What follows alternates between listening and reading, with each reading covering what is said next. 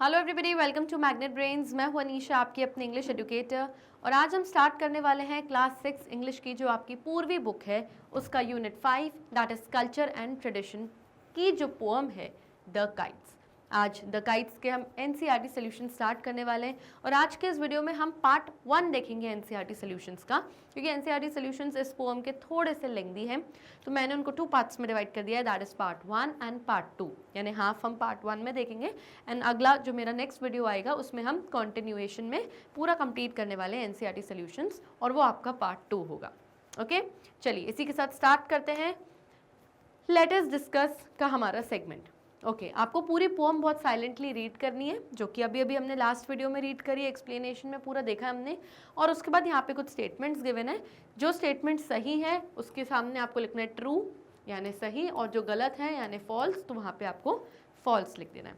First statement, the child is looking at the kites, वो बच्ची kites को देख रही है, यस ये बात सही है तो true. The kites look like birds of different colours, जो काइट्स हैं जब आसमान में उड़ रही हैं तो ऐसा लग रहा है जैसे रंग बिरंगी बर्ड्स उड़ती हैं वैसे काइट्स उड़ रही हैं, तो यस काइट्स को बर्ड से कंपेयर किया गया है, दैट मीन्स सेकंड स्टेटमेंट भी ट्रू है, सही है। It was a rainy day, वो बारिश का दिन था, बिल्कुल गलत, फॉल्स, क्योंकि अगर बारिश का दिन होता तो काइट उड़ती ही नहीं, काइट तब उड़ती है जब विंडी डे हवा वाला दिन होता है। Yes, the child wants to be like a kite, child को काइट जैसा बनना था, तो ये बिल्कुल गलत स्टेटमेंट है, फॉल्स स्टेटमेंट है। चाइल्ड को काइट जैसे नहीं बनना था, बल्कि चाइल्ड को काइट के ऊपर क्लाइंब करके काइट के साथ उड़ना था, पतंग नहीं बनना था, पतंग के ऊपर चढ़ के उड़ना था। The child wishes to climb on a kite, yes ये बिल्कुल सही है कि चाइल्ड को काइट पर क्लाइंब करना था यानी चढ़ना था। Next, the kite is made of cloth and plastic, जो काइट है वो कपड़े की और प्लास्टिक की बनी है, तो बिल्कुल गलत है, काइट पेपर की बनी हुई है, तभी वहां पर बोला गया है पेपर विंग्स। अगर आप पोएम में पढ़ेंगे तो पेपर विंग्स बोला गया है काइट के लिए, क्योंकि काइट पेपर की बनी हुई है।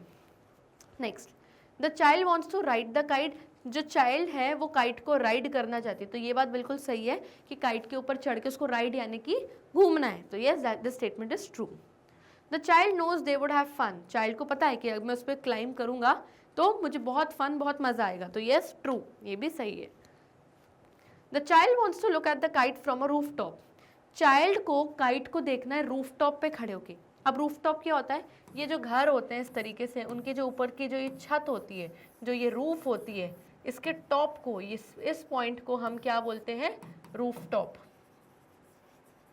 ओके, तो चाइल्ड को यहाँ पे रूफ टॉप के ऊपर खड़े होके ऊपर काइट को देखना था, तो ये स्टेटमेंट भी बिल्कुल गलत है। क्यों? क्योंकि बच्चे ने ये कहा था कि जब मैं काइट के ऊपर क्लाइंब करूंगा और आसमान में ऊपर उड़ूंगा तो जब मैं नीचे देखूंगा तो मुझे रूफटॉप्स दिखेंगे और मुझे गार्डन्स दिखेंगे, पार्क्स दिखेंगे। यस, ये नहीं कहा था कि रूफटॉप के ऊपर चढ़ के काइट को देखूंगा, तो ये स्टेटमेंट फॉल्स है यानी कि गलत है। The child would like to look at people down below, child चाहता था कि जब मैं ऊपर काइट पे क्लाइंब करके उड़ूं तो मैं नीचे लोगों को देखूं, तो यस ये वो चाहता था, ट्रू।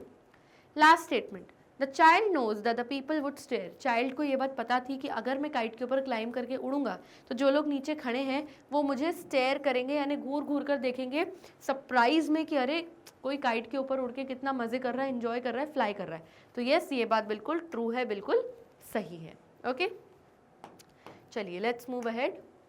अब यहाँ पर भी कुछ सेंटेंसेस गिवन है, अगेन पोएम से रिलेटेड, वो आपको कंप्लीट करने हैं। First, the poet says that the kites are like coloured birds, poet ने कहा था कि जो काइट्स है ऐसा लग रहा था कि वो कलर्ड बर्ड्स यानी रंग बिरंगी पक्षियों की तरह आसमान में उड़ रही है। कौन सी लाइन से ऐसा पता चला था, तो ये पोएम की वो लाइन गिवन है, see the kites fly like coloured birds in the sky. अब इससे रिलेटेड एक स्टेटमेंट है, उसको देखते हैं। The kites have been compared to dash, kites किससे कंपेयर करी गई हैं, तो वो वर्ड बी से स्टार्ट होता है, तो बर्ड्स से, तो आगे की स्पेलिंग आप IRDS लिख के वर्ड को कंप्लीट करेंगे। क्यों कंपेयर किया है, बिकॉज दे डैश, क्योंकि they fly in the sky, क्योंकि बर्ड्स भी आसमान में उड़ती हैं और काइट्स भी आसमान में फ्लाई करती हैं। Next statement, the child wishes to be like air, child की इच्छा है, विश है कि वो एयर जैसा हो जाए, यानी जितनी एयर वेट में लाइट होती है, मेरा वेट भी इतना लाइट हो जाए कि मैं काइट के ऊपर क्लाइंब करके ऊपर स्काई में फ्लाई करूं। किन लाइन से पता चलता है पोएम की, I wish I were small as light as air. Okay, अब स्टेटमेंट देखते हैं, the child wishes to be as dash as dash, as light as air. तो चाइल्ड की इच्छा है कि वो लाइट रहे, किसकी तरह, एयर की तरह। तो एल और टी यहाँ पे दिया है, बीच की स्पेलिंग आपको लिख के वर्ड कंप्लीट करना है। The child wishes this to be able to dash on kite and fly. तो चाइल्ड की इच्छा है कि वो क्या कर पाए, क्लाइंब कर पाए, किसके ऊपर, काइट के ऊपर, और फिर क्या करे, फिर फ्लाई करे। तो यहाँ पर आपने देखा होगा इन स्टेटमेंट्स में कि यहाँ पर दो चीज़ों को आपस में कंपेयर किया गया है। पहली चीज़ जो कंपेयर करी गई है वो काइट्स को कंपेयर करा गया है किससे, बर्ड्स से। और दूसरे स्टेटमेंट में क्या कंपेयर किया गया है, उसने बोला है भाई मैं एज लाइट एज एयर हो जाऊं, यानी कि उसने खुद के लिए बोला है कि मैं एयर जितना लाइट हो जाऊं, खुद के लिए बोला है। ओके, अब आगे देखते हैं। अब पोएट ने कौन सा पोएटिक डिवाइस यूज़ किया इन दोनों ही स्टेटमेंट्स में, उन्होंने यूज़ किया सिमिली ए और बी में, यानी पिछली स्लाइड पे स्टेटमेंट ए एंड बी में उन्होंने सिमिली नाम का पोएटिक डिवाइस यूज़ किया, क्योंकि उन्होंने यहाँ पर कंपेयर किया, तुलना की, कंपैरिजन की, किसकी, पहली तो करी काइट्स की कलर्ड बर्ड से, ये फर्स्ट कंपैरिजन करा उन्होंने, और दूसरी quality of being light as air, उन्होंने बोला कि मेरे अंदर भी ये क्वालिटी आ जाए कि मैं लाइट एज एयर, जितनी हवा हल्की एंड लाइट इन वेट होती है मेरा वेट भी उतना हल्का हो जाए। तो दूसरी चीज़ उन्होंने क्या कंपेयर करी है, लाइट एज एयर। तो पोएट ने, अगर आप देखेंगे, इन दोनों ही जगह पर लाइक और एज यूज़ किया है। क्या यूज़ किया है, लाइक एंड एज। जब दो चीज़ों को आपस में कंपेयर किया जाता है एंड वाइल कंपेयरिंग दो वर्ड्स यूज़ होते हैं, या तो आप लाइक यूज़ कर रहे हो या तो एज यूज़ कर रहे हो, यानी कि वहाँ पर आपने सिमिली नाम का पोएटिक डिवाइस यूज़ किया है। फॉर एग्जाम्पल अगर मैं बोलूँ she is looking white as snow, white as snow, वो कैसी दिख रही है, बिल्कुल वाइट दिख रही है, स्नो की तरह, बर्फ़ की तरह। तो मैंने शी यानी उस लड़की को कंपेयर करा किसके साथ, स्नो से। और जब मैंने दोनों चीज़ों को आपस में कंपेयर किया तो मैंने क्या वर्ड यूज़ किया, एज, यानी मैंने कौन सा पोएटिक डिवाइस यूज़ किया है, सिमिली। ओके, वैसे ही दो चीज़ों को आपस में कंपेयर करते वक्त जब मैं लाइक वर्ड भी यूज़ करती हूँ तो यहाँ पर भी मैंने सिमिली पोएटिक डिवाइस यूज़ किया है। ओके, चलिए, अब आपको क्या लगता है, क्या आपको ऐसा लगता है कि पोअम में सिमिली यूज़ करने से हम रीडर्स की बहुत हेल्प हुई है, क्योंकि हम जैसे जैसे पोअम रीड कर रहे हैं हम चीज़ों को इमेजिन भी करते जा रहे हैं, यानी अपनी कल्पना में, अपने दिमाग में उसकी कल्पना भी करने में हमें ईजी लग रहा है, अपने थॉट्स को शेयर करना है। तो येस, बिल्कुल मुझे ऐसा लगता है कि जो यूज़ हुआ है सिमिली का पोअम में, उसने ट्रूली यानी सच में हम लोगों को इमेजिन करने में, अपने दिमाग में कल्पना करने में हेल्प हुई कि कैसे वो बर्ड्स जो काइट्स फ्लाई कर रही थी स्काई में, वो बर्ड्स की तरह कैसे उड़ रही होगी एंड ऑल दीज थिंग्स। क्योंकि जब काइट्स को कंपेयर किया कलर्ड बर्ड्स से तो हमें एक विविड पिक्चर दिखी, यानी हमारे दिमाग में पूरी एक पिक्चर आ गई, एक कल्पना आ गई कि हाँ कैसे काइट्स मूव कर रही थी और उनके मूवमेंट में कितनी ब्यूटी, कितनी सुंदरता थी, जिससे रीडर्स के लिए बहुत ईजी हो गया दिमाग में हर चीज़ विजुअलाइज करना यानी देखना, यानी अपने दिमाग में वो पूरा मानो जैसे जैसे पोअम रीड कर रहे थे उनके दिमाग में पूरी चीज़ पिक्चर दिख रही थी।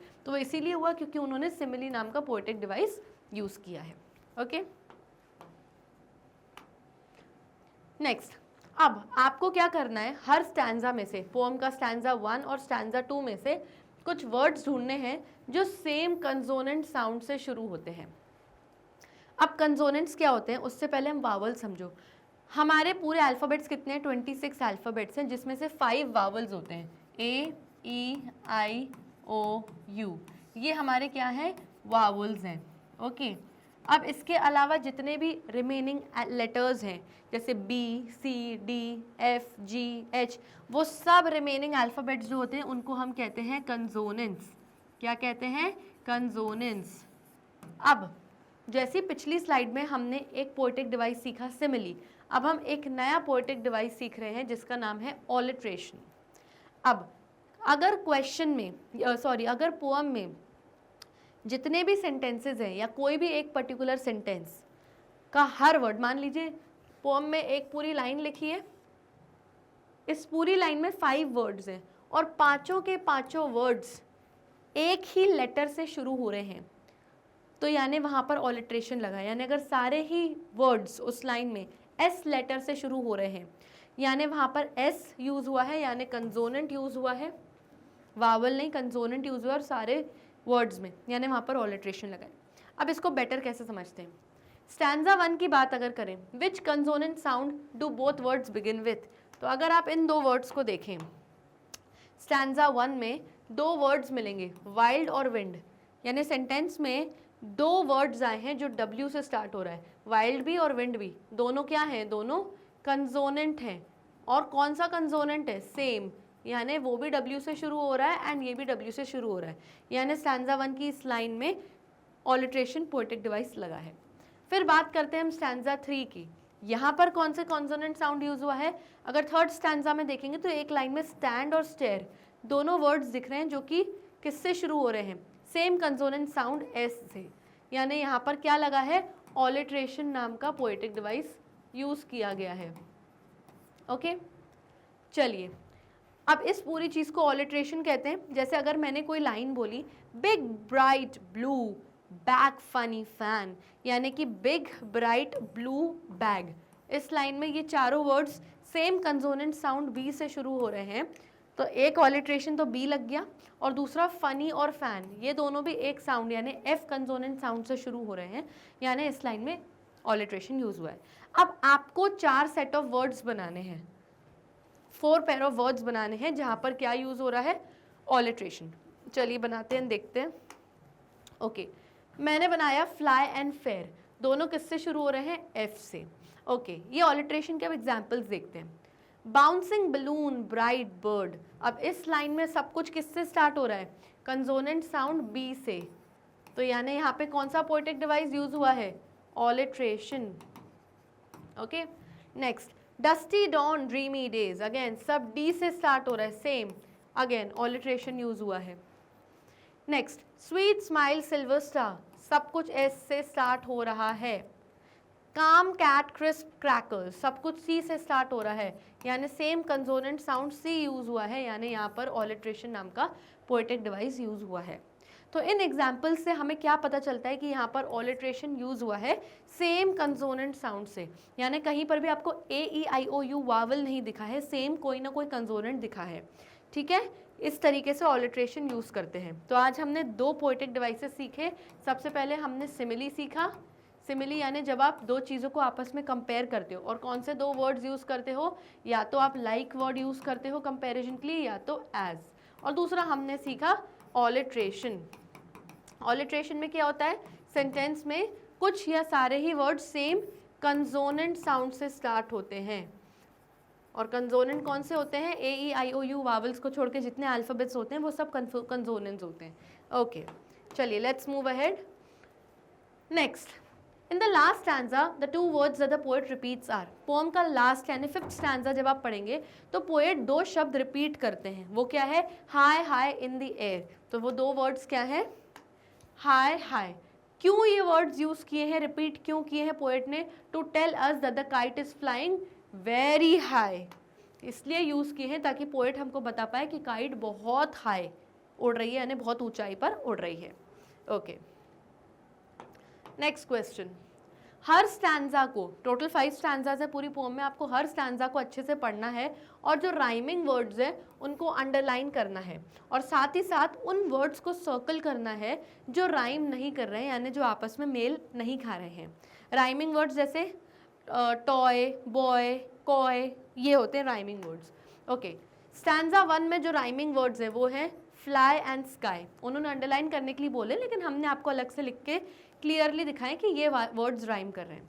स्टैंजा 2 में एयर, देयर, ये दोनों वर्ड्स आपके राइमिंग है। ओके, नेक्स्ट स्टैंजा 3 में विंग्स, सिंग्स, स्टैंजा 4 में डाउन, टाउन, स्टैंजा 5 में स्टेयर, एयर। तो हर स्टैंजा में जो राइमिंग वर्ड्स है वो हमने बता दिए। बेसिकली कोई भी ऐसा वर्ड नहीं है जो राइम नहीं कर रहा है, इसलिए हमने सर्कल उसे किया ही नहीं है, ना मैंने आपको अलग से उसे बताया है। ओके, आ जाते हैं let us think and reflect के सेगमेंट पे। यहाँ पर पोम की कुछ लाइंस गिवन है, इनको आपको रीड करना है, इससे रिलेटेड कुछ क्वेश्चंस है जिनके आंसर्स देने। Let's read these lines. What fun it would be to look right down over the park and the rooftops of town.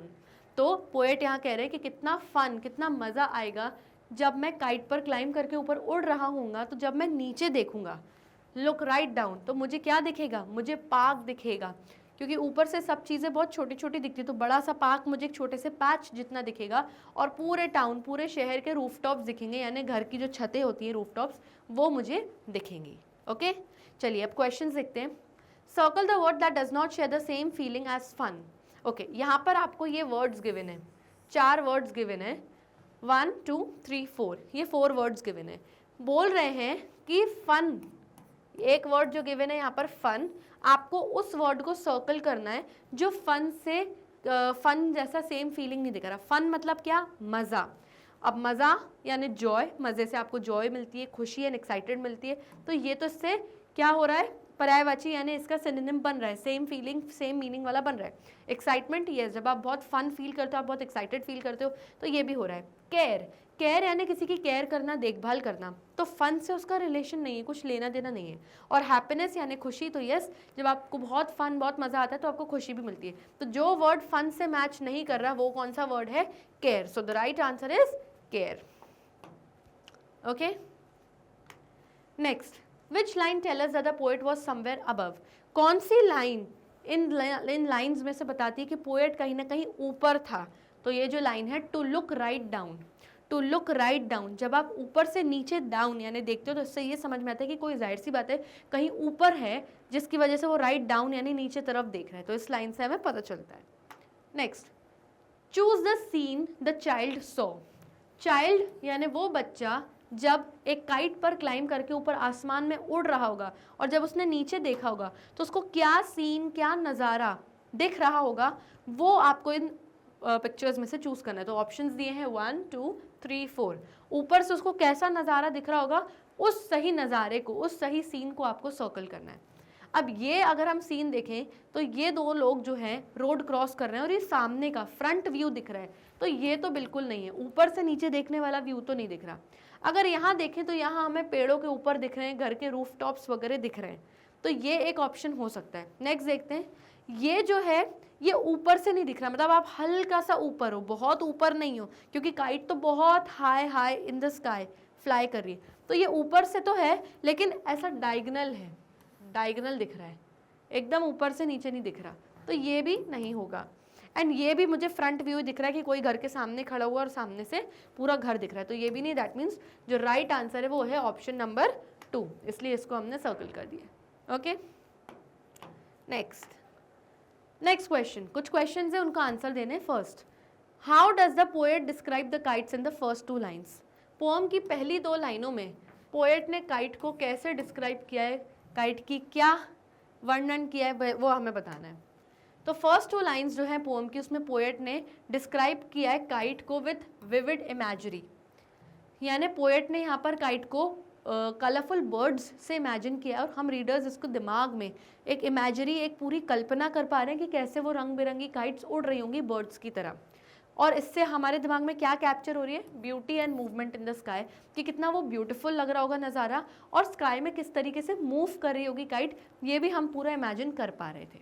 Okay, next question, what are the songs that the child hears when flying atop the kite. Atop यानी जब आप किसी चीज़ के ऊपर होते हो, तो जब चाइल्ड काइट के अटॉप होता है यानी काइट के ऊपर होता है, उड़ रहा होता है आसमान में, तब कैसा साउंड वो सुन रहा था।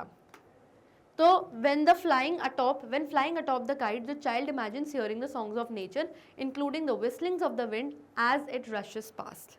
तो वो कहता है, बच्चा इमेजिन करता है कि जब मैं ऊपर आसमान में होऊंगा, उड़ रहा हूँगा, उस टाइम पर विंड यानी हवा बहुत तेज़ चल रही होगी और जब हवा शुई से ऐसे साइड से निकलती तो ऐसा लगता है कुछ विस्लिंग, जैसे सीटी जैसे साइड से निकली, तो वैसा कुछ साउंड वो सुन रहा होगा जिसको वो म्यूजिक से कंपेयर कर रहा है। ओके,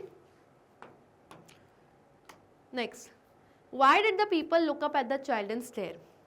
जब ये बच्चा काइट के ऊपर चढ़ के आसमान में उड़ रहा है, उस टाइम पर लोगों ने ऊपर देखकर इस बच्चे को स्टेयर क्यों किया, यानी घूर घूर कर क्यों देखा। तो जाहिर सी बात है लोग शॉक्ड होंगे, अमेज्ड होंगे कि कैसे एक बच्चा उड़ रहा है आसमान में और एंजॉय कर रहा है। अगर आप होते उन लोगों की जगह और आप ऊपर देखते इस बच्चे को उड़ते हुए, what feelings would you have, आपकी क्या फीलिंग्स होती वो आपको बतानी है। तो लोग ऊपर इसलिए देख रहे हैं बच्चे को और स्टेयर कर रहे हैं क्योंकि एक बच्चे को काइट के ऊपर चढ़कर फ्लाई करते हुए देखना बहुत अनयूजुअल चीज़ है, यानी कि यूजुअली हर रोज़ ऐसा देखने को नहीं मिलता है। ये बहुत अनयूजुअल चीज़ है, ऐसा कभी देखा नहीं। और ये बहुत एक्स्ट्रा ऑर्डनरी साइट है, यानी बिल्कुल एक्स्ट्रा ऑर्डनरी, नॉर्मल साइट नहीं, कुछ एक्स्ट्रा ऑर्डनरी नज़ारा था। और ये ऐसा होगा कि किसी का भी अटेंशन, किसी का भी ध्यान वहाँ पर आकर्षित हो ही जाएगा कि जब कोई काइट पे बैठ के उड़ रहा है।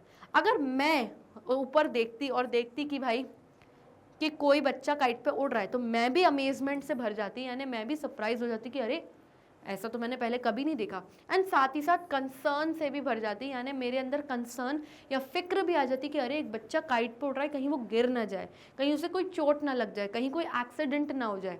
यस, तो मैं सरप्राइज तो होती लेकिन साथ में I would have been also concerned about the child. Question मैं आपको यहाँ पर दे रही हूँ कि ये सिर्फ पोएम में बताया गया है कि बच्चा काइट पे चढ़ के उड़ रहा है। रियलिटी में do not try this at the home. बच्चों, आपको ये सब बिल्कुल भी ट्राई नहीं करना है, क्योंकि ये सब करना इम्पॉसिबल है। कोई भी काइट पर चढ़कर उड़ नहीं सकता है और ये आपकी बॉडी को हार्म कर रहा है। तो ये सिर्फ एक पोएम का पार्ट है, आप लोग प्लीज़ घर पे ऐसा कुछ भी ट्राई नहीं करेंगे। ओके, चलिए let's move ahead. Next question, if you were the kite carrying the child high up in the air, what would you tell them? अगर आप काइट होते, अब आपको क्या इमेजिन करना है खुद को एज अ काइट, कि आप इमेजिन करो कि आप एक काइट हो और आपने अपने ऊपर बच्चे को कैरी किया हुआ है और आसमान में आप उसको ले गए हो, तब आप उसको क्या बोलोगे? अब आप काइट हो, आपने अपनी पीठ पे बच्चे को बिठा रखा और आप उड़ा रहे हो उसको आसमान में, अब आप उस बच्चे से उस टाइम पर क्या बोलोगे? तो अगर मैं काइट होती और बच्चे को अपने ऊपर कैरी करके आसमान में उड़ा रही होती, तो मैं उसको बोलती कि होल्ड ऑन टाइट, कि मुझे टाइटली पकड़ लो और जो पूरा व्यू, जो पूरा नज़ारा तुम्हें ऊपर आसमान में देखने को मिल रहा है उसे इंजॉय करो। विंड को, जो हवा तुम्हें छू के निकल रही है उसे फील करो। एंड स्काई में जो फ्रीडम है, जो आज़ादी है, जो खुलापन है, उसे फील करो, क्योंकि माइट भी ऐसी फीलिंग ना तुमने कभी पहले फील करी होगी और कभी ऐसी फीलिंग तुम्हें और आए भी ना। ओके, चलिए आ जाते हैं नेक्स्ट सेगमेंट में, which is let us learn. अब यहाँ पे आपको क्या करना है, यहाँ पे लेफ्ट हैंड साइड पे काइट की पिक्चर दी हुई है एंड काइट के अलग अलग जो पार्ट्स होते हैं वो दिए हुए हैं। आपको उनको पढ़ना है और समझना है सबसे पहले। तो देखते हैं काइट के पार्ट्स। अब ये जो काइट की नीचे जो धागा इस तरीके से हैंग होता है उसे हम कहते हैं टेल। जो मांझा होता है उसको हम इंग्लिश में कहते हैं रील। अब मांझे से जो कनेक्टेड वाली जो धागा होता है उसे हम कहते हैं काइट लाइन।